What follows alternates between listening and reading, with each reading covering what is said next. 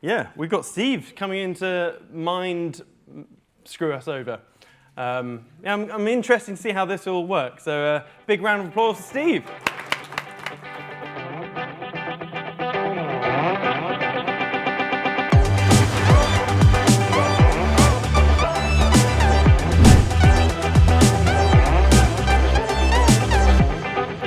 So most of you know me, I'm an accountant, but some of the other things I enjoy is talking about rationality. Yeah, which you can imagine, fun conversations in the Collins household. But again, I'm an accountant. I became an accountant because I like to understand business. I like to understand mindset, and I like to understand how people run their businesses and what makes people successful, but also what makes people struggle or hit a barrier to be able to succeed. And you see both sides of that, and it's interesting because people, like I say, I see all sides of it. I see people who have made huge amounts of money in crypto. I see people who have lost huge amounts of money in crypto. And they all have this element of shell-shocked when it happens to them. And you can kind of see they don't necessarily understand how they've got there because it comes across from two different ways. So rationality, when you Google it, you get these two pictures. And that's kind of what most people think about when they hear the terms rationality, the sort of structured, logical process of thoughts which leads to giving information, and the scrambled brain fart of words which come out. And then other people kind of think of it around the head and the heart. But if you think about people who've been successful, actually, both of them tend to be true. So what makes someone successful? They've done well, they've got an incredible intuition. They understand, they just get a gut feeling. They've been so successful, so prominent in their industry because they're so good at just getting that gut feeling right. And on the other side, you think, actually, hang on, these people are really good because they're so logical and structured. And they approach everything with that methodical manner, which just means that they nail it every single time. But hang on, are they both true? Can they both be true? And I always approach stuff from a rationalist point of view. You know, how can we maximize utility? Utility comes up a lot within the crypto world and the crypto space. And it comes from utility theory, which is around making sure you get the maximum utility out of something. It sounds like a bit of a buzzword, but it comes up quite a lot. And what I wanted to run through, and this is going to be interactive, I'm afraid. So we're going to have some hands up and hands down, which I know is now making you all feel really nervous. I will pick on you if you don't join in, if that makes you feel better, because that's how we're going to see how this works. And so if you've been in crypto a while, particularly around the DAOs, you know that they had the prisoner dilemma, which formed the basis of the DAOs, which comes from probability theory, which stems into game theory, and one other, utility theory, which is kind of what I want to go through. But I want to test where you sit. And the reason for doing that is, as a rationalist, I like to test and understand other rationalists. So I sent these late to Siam, hence why he's kind of slightly worried about where this is going to go. Because I want to test Siam. And we're going to go through some examples, and then we're going to circle back to this, and we're going to see if we agree with him or not. Now, this could go two ways. We could agree with him. I haven't written that final slide yet. I want us as a room to try and explore that. And if we don't agree with him, then we're probably going to be pulling him up on stage to question him. I can see him now worried already. So you've probably heard Siam say this a couple of times. I'm just going to read it out to you. So you should view the world as an alien, detached and analytical with a first principles approach. Thus, your beliefs and opinions should be written in sand and not in titanium. Now, he says that a lot. It gets talked about a lot. Sometimes it gets skimmed over. Sometimes I don't think people necessarily understand what I think he's talking about in it, and maybe my understanding of what he's trying to get across there is different to everyone else's. So, excuse me. So, we're going to test it. And like I say, it's going to be interactive. There is no right or wrong answer in this, because it's just about understanding your own beliefs and your own mindset. And so I'm a strong believer in understanding where your biases are as a person, because you can have this cold analytical approach, which if you're not careful can come across as detached and unemotional, but it isn't. You can't get to that point unless you understand your biases. You understand where you make shortcuts in life, because only if you understand those can you actually kind of take a step back and approach stuff with this analytical perspective. And therefore, I came up with this nice little slide here, which is a lie gets half the way around the world before the truth even gets a chance to put its pants on. And this kind of underpins the way we consume media nowadays. You know, we're all part of this cognitive, fast learning, understanding, tearing through everything at 100 miles an hour. There's no a conscious decision to put this on a stupid meme. We consume so much information through memes or inspirational quotes, and we attribute a level of accuracy to them, which sometimes isn't there. We've all seen where you've got quotes from Martin Luther King, which are actually Star Trek quotes. You know, and you presume because it's got a tagline on there of someone famous, you don't even really sense check it because you just presume, oh, okay, that's fine, that makes sense. Or effectively, you have the memes, which are slightly jokey and slightly anti-establishment. And you attribute truth to those as well because you think, oh, that's been created by someone who's like, screw you, you know, the general consumerism. So actually, both extremes of this work. And so I put it into an inspirational quote because we consume media that way. And I actually have clients that ask for information in this because we know it gets suitable engagement, it gets suitable traction, it's easy to share, it's easy to push onwards. Even if you think, that seems a bit stupid, people push it on. Slight digress, which is one which we haven't actually touched on yet. So one of the bits which is quite funny is we found this thing called inspirobot.me, which is an AI-generated provides inspirational quotes, which are actually a crock of shit. And me and Siam have had a bit of fun kind of going back and forwards with silly quotes which come across. Have a look at it later on. There's some genuinely fun stuff in there. Now, the first takeaway, never presume that there's two ways to a transaction. I've stood up here before and given talks. Siam, as you probably said, refers to me as his CAFU. It's CAFU? CAFO. Chief Anti-Fuck-Up Officer. So I sense check anything he puts up on his slides. He sends it to me, and 9 times out of 10, if he sends it to me, he knows it's a no before it comes my way. I populated this with some of the funniest slides that I could possibly think of and said to Siam, shall we send this? Lol, do it, was his response. I'm going to be sprinkling these in all day. He's put none. Shit, you can actually read those. Okay. Didn't read that it was going to be like this. So, yeah. So don't presume it works both ways. Either Siam wanted to stitch me up or he wanted a slide up on there that says jerk off in particularly large writing. So we are going to do a test now. So who has seen this video? Quite a few people. So I'm not actually going to show this video because I presumed quite a few people would show it. If you get caught speeding, you go on a driver's awareness course, and they've started showing this video to people that get caught speeding. So all the potential criminals in the room had already seen this. And so I didn't think I would. Luckily, there were quite a few. But, so for those of you that don't recklessly endanger other people's lives, what this is a video they show you about awareness and inattentional blindness. So they have people on the screen passing a ball between themselves, and you're supposed to count how many times the ball passes back and forwards. Fairly easy to count, you know, mid-numbers, not that difficult to do. But what's happened, the idiots that are counting it don't manage to spot a gorilla dance its way across the stage. So they're watching this video, they're counting, a gorilla kind of walks on, beats its chest, and the idiots that are watching it don't see it walk off. It was done in a Harvard study, and about 50% of people, morons, just don't spot this, you know, morons and criminals now, as we clearly realise, don't spot this gorilla walking into the middle of the stage, beating his chest, walking off. I mean, for me, absolutely stupidity. Big gorilla guy, can't miss it. So I didn't want to, I thought we've got an intelligent group of people here. Let's not, you know, kind of pander, make you guys feel silly for not spotting the gorilla. So let's not show this video.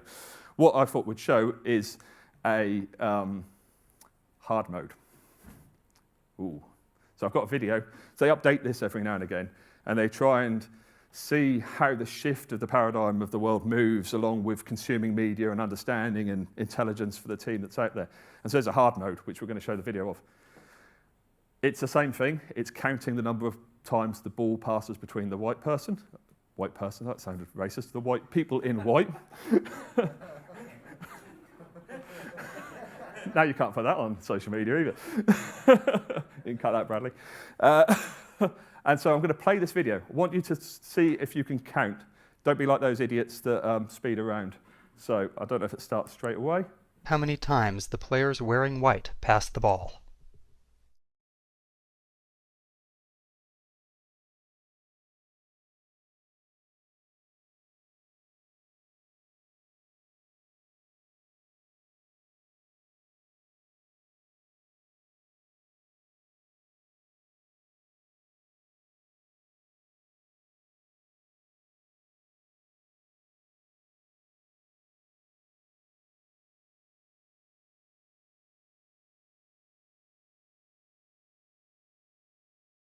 The correct answer is 16 passes. That one actually wasn't a hard mode, wasn't too difficult. Hands up who got the correct number. Most people. Who spotted the gorilla? See, we're not idiots. You see, again, 50% failed to spot the gorilla. However, this wasn't a idiots mode. This wasn't hard. You're not idiots if you fail to spot it. I kind of wanted to use emotive language to make you really concentrate and really study and really understand what was going on. Who spotted anything else strange happening? Background colour change. 3 or 4. Yeah. Anything else? When all left, 3 white people in white left, 2. Yeah. 1 person. And a couple of others have got the other bits. So from the start to the finish, the background colour completely changed. And we ended up with only 2 people in black T-shirts as opposed to 3 at the start. And so because you were suddenly concentrating, you didn't want to be an idiot and guess it wrong. And also, you knew there was a gorilla coming, let's be honest. We all knew that was happening, I told you earlier.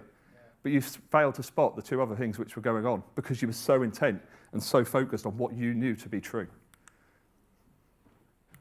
We're all someone else's idiot, in a nice inspirational quote. And you need to understand that because you may think that person is so stupid. You don't have the same information as them. You're coming at it from a completely different point of view. They're an idiot. But you're an idiot to them for some other reason. And so you need to understand that bias. You need to understand that when you're looking at something, whether you're looking at a chart or a business, what are you expecting to see? And then try and look for something else. Because we focus in too much on the wrong areas.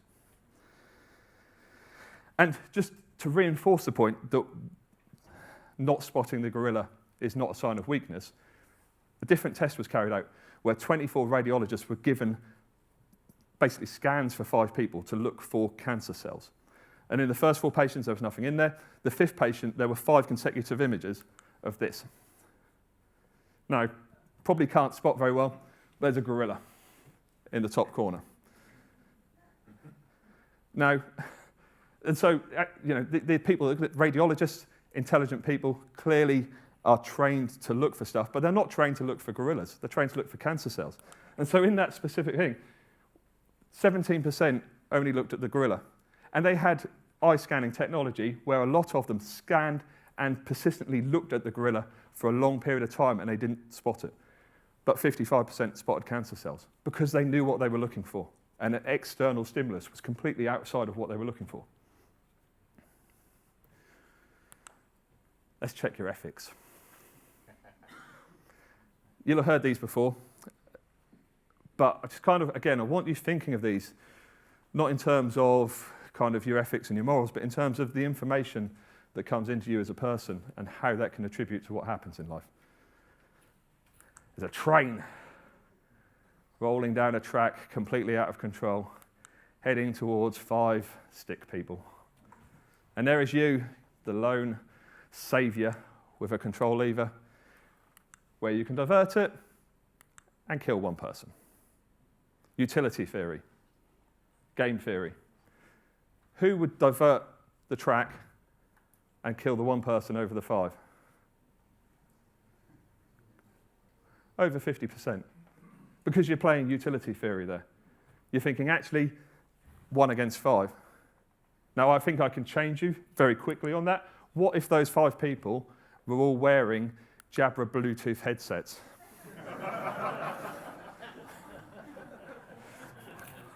What lever? Oh.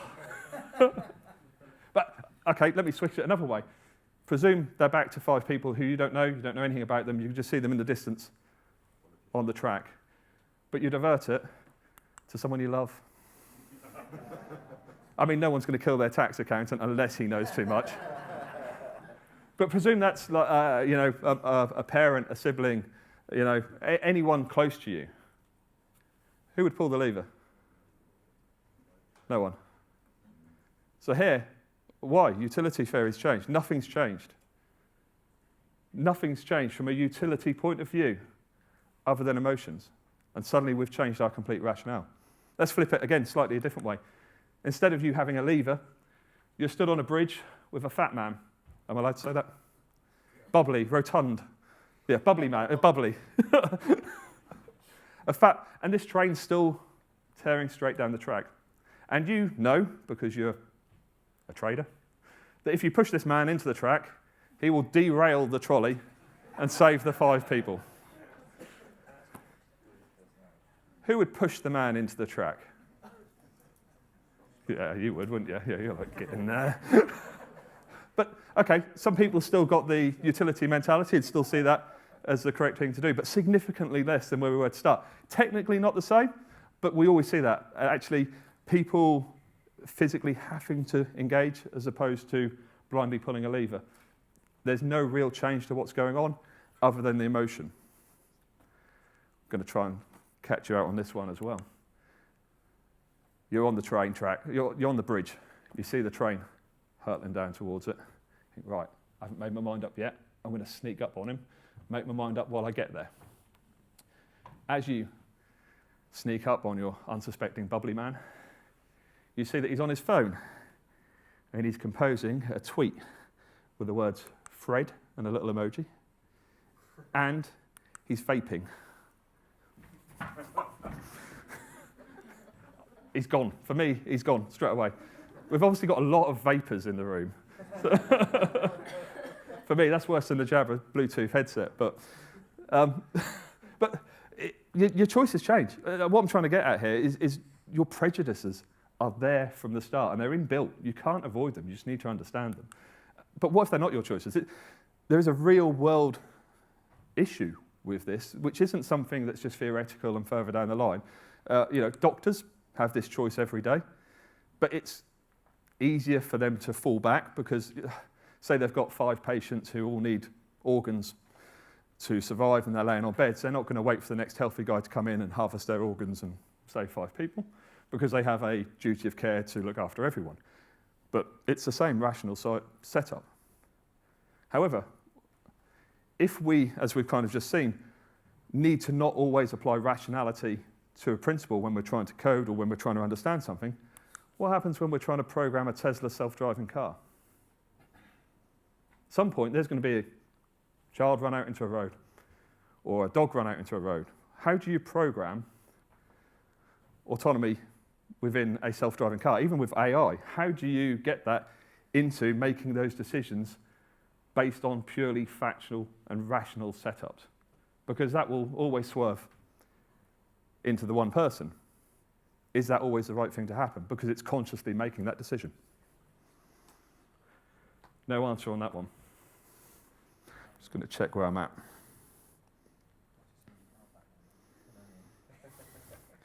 So I've got one last problem just to kind of show before we cycle back and just try and see the context of how that runs for Siam. The Monty Hall dilemma.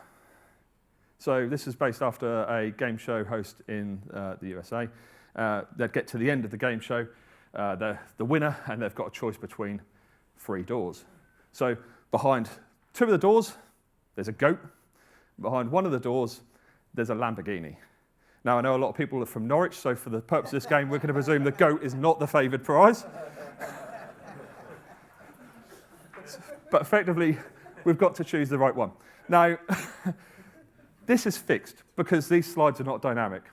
And so what we're going to have to look at here is whether we choose slides 1, the slide on the left, the door on the left even, sorry, the door in the middle, or the door on the right. Obviously, the right one tends to be what people will push when they're standing on the stage. At this point in time, it's me against you lot. I know where it is, it's fixed on the stage. And so I could lean by saying left and right, because right triggers an emotional response in your head, because right and the dual meaning of that. Also, I know that people tend to have a favourance for right-handed, and also if this room had equal exits on each side, if I screamed fire, I know most people would head out to the right. Also know that if I've got a room that you walk into, an exhibition, people will favour going to the right and working their way around. So I've now told you that. So now am I putting it in the right, or am I putting it on the left, or am I just going to go middle of the road blandness? And now by me saying blandness, which way is it going? This could fail spectacularly. So can I have a show of hands for who would like door 1? Straight off the bat. Quite a few people. Who's going for the middle of the road? That's the majority of people. Who thinks I'm right? I think number 2 is probably the one that's pipped it. So, roughly, what are the odds at this point that you've picked right? Yeah, 1 in 3. There's 3 doors on there, 1 in 3. You know you've got a half-decent chance of guessing right. There's no rational point you can make here. You're going with your gut, other than me trying to stir things up. So I go, okay, right, you've chosen door 2 collectively. I'm going to make this a bit easy for you. I'm going to open one of the doors.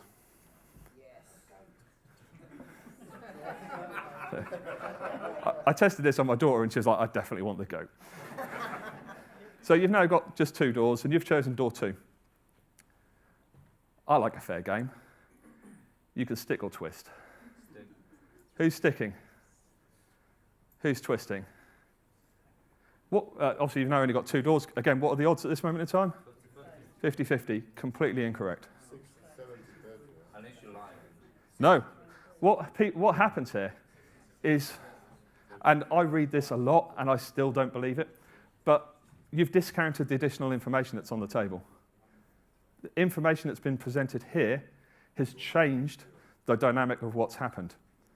People ignore this, suddenly look at the new setup, where actually, when I offer you the option to switch, you should always switch. Yeah. If you switch, you have a 2 in 3 chance of always winning. Unfortunately for you, it was under door 2 on this scenario. But it's the principle. There's some table down here, and there's, you can read up on this. I've read it so many times, and it still tends to cause confusion as to why that's true. But I can guarantee it is. If you switch, you have a 2 in 3 chance of winning, because there's additional information which changes the metric as to what's going on. And this is in a very, very simple scenario. There's only one piece of additional information, which we discounted fairly quickly. We thought we had a 50-50 chance. We actually had a 2 in 3 chance if we switched. And people tend to say, go with your gut, go with your instinct. But actually, it's been proven that you're more than 2 times as likely to be better and correct a poor mistake into a better one if you change your mind. Just not this time. But as a rule, that's how it works. And this is about not having all of the information. And so we have a blindness. We have what looks like simple statistics.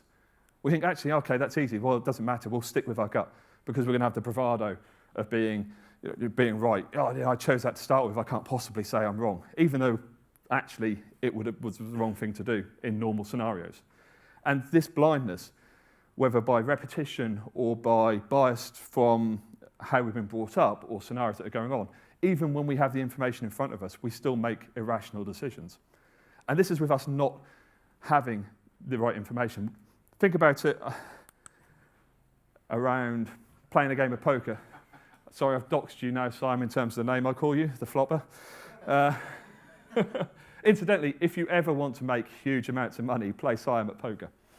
Am I wrong? Anyone played poker with Siam here? Yeah. Bad, isn't he? All in first day. All in, there we go. It's the best way of taking money off them.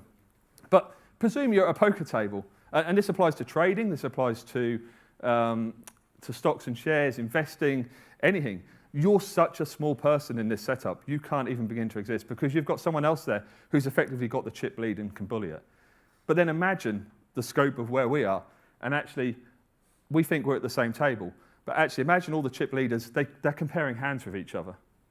And they know what's going on. And they even have the ability that if the flop comes up and they don't like it, they just call a new flop. Because that's who we are in terms of the actual mountain that we have to try and beat the system. We're not playing in the game with the big boys in terms of trading and structures and that. We're fighting our own little fights with information which is outdated and we don't even know about.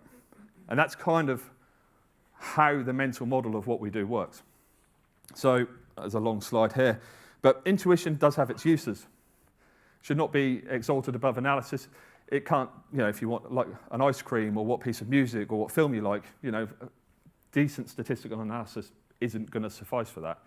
But it's key to understand when to use intuition and know what your gut is telling you and when to ignore it. Rapid cognition, all of this sort of stuff. People consume media on Facebook or YouTube and suddenly believe they're experts in it. And that just isn't truth. You have this this glut of information at the moment, which people think makes them experts in a field, and actually takes years to understand stuff. So we're going to come back to Mr. Siam Kid. So we're getting near the end. He's getting nearby just to justify himself if he has to. So, so just break his down to 2. You should view the world as an alien, detached and analytical with a first principles approach. Who agrees with that? I do. Who thinks that's wholly unachievable? I do. And this is where I think people misunderstand when stuff like this gets talked about. It may be unachievable, but it doesn't mean it shouldn't be something which is strived for. And I believe, I may be wrong because I haven't talked about it, it's why he puts the second caveat on there. Because this initial bit is unachievable, we should have the ability to change our mind when new information happens. We are never going to get to the top piece, and therefore we have to circle in to try and get more and more information. Who thinks this is a useful statement to govern? Few. I'm not getting fired. And however idealistic or anything, we should always be looking to invalidate our claims. And that's what makes science different from beliefs. You start with a principle and go, right, I'm going to try and prove that this is wrong. So when you're looking at charts and when you're looking at trading or investing or anything like that, you should be looking at it and thinking, right, why am I wrong? I believe that from the technical analysis and the fundamental analysis, it's going to do this piece of movement or not. But what could be wrong within there? And how do I protect myself from being in a position where I'm all in on the wrong direction? And I think that's kind of the best way that people who succeed have their mental structure. They set up to always be questioning, always be understanding, but questioning themselves. If you mess up, it's your fault. What did you do wrong? How can you learn from it? Because that's the most important experience you're going to get. And that's me.